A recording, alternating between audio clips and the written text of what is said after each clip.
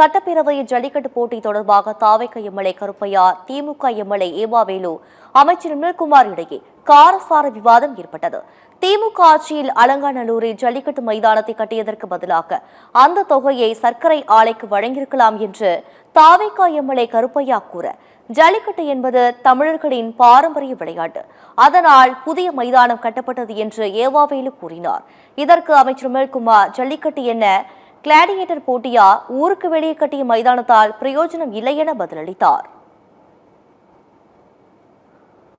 அலங்காநல்லூர் தேசிய கூட்டுறவு சர்க்கரை ஆலை கடந்த 10 ஆண்டு காலமாக சர்க்கரை ஆலை மூடி கிடக்கின்றது.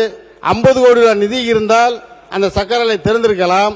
இளைஞர் சமுதாயத்தை சீரழிக்கக்கூடிய ஒரு ஜல்லிக்கட்டு மைதானத்திற்கு அவ்வளவு பணம் செலவழிக்க அந்த பணத்தை இந்த சர்க்கரை ஆலை கொடுத்திருந்தால் அந்த சர்க்கரை ஆலை ஒரு நல்ல முறை விவசாயிகளுக்கு 5 மாவட்ட விவசாயிகள் வாழும் சர்க்கரை ஆலையை மீண்டும் இயக்க வேண்டும்.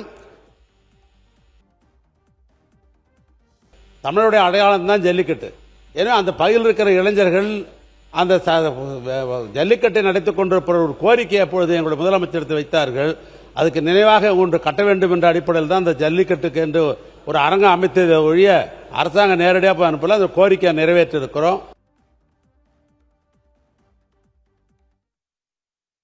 ஜல்லிக்கட்டு மாணவர்கள் அனைவரும் தன்னெழுச்சியாக ஒரு மிகப்பெரிய போராட்டம் நடத்தி அந்த போராட்டத்தின் விளைவாக அதை வாங்கி கொடுத்தார்கள்.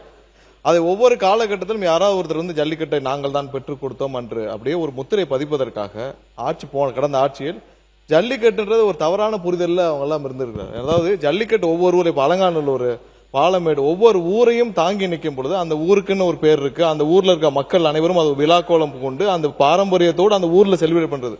இவர்கள் தனியா என்ன புரிஞ்சுக்கிட்டாங்கன்னா, அது ஒரு கிளாடியேட்டர் மாதிரி ஒரு தனியா ஒரு ஸ்டேடியம் கட்டி, அது இல்ல ஜல்லிக்கட்டு. அந்தந்த ஊருக்கு ஒரு பெருமை இருக்கு. அந்தந்த அலங்காநல்லூர்னா ஊருக்கு ஒரு பெருமை இருக்கு. அவனியாபுரம்னா அவனியாபுரம் ஊருக்கு, அந்த ஊரில் அந்த ஊர் மக்களோடு சேர்ந்து அந்த ஜல்லிக்கட்டு கொண்டாடுறது அந்த ஊருக்கு ஒரு பெருமை. அந்த மக்கள் அனைவரும் சேர்ந்து ஒரு விழா கோலமாக அந்த ஜல்லிக்கட்டை கொண்டாடுவது. வெளியில ஊருக்கு சம்பந்தமே ஒரு இடத்துல ஒரு ஸ்டேடியத்தை கட்டி என்ன கிளாடியேட்டரா கொண்டு போய் எல்லாரும் முட்டி பாக்குறதுக்கு, அது அந்தந்த ஊருக்கு ஒரு பெருமை. அது அங்க மக்கள் கொண்டாடுவது. இதெல்லாம் சேர்ந்து அந்தந்த ஊர் மக்கள் எல்லாம் சொல்லுவது, எங்கள் ஊரில் ஜல்லிக்கட்டு பண்ணாதான் எங்க ஊருக்கு பெருமை. நீங்க வெளியில போய் சம்பந்தம் இல்லாம எல்லா ஊரையும் கொண்டு போய் அங்க வச்சு பண்றதுக்கு இது கிளாடியேட்டர் இல்ல.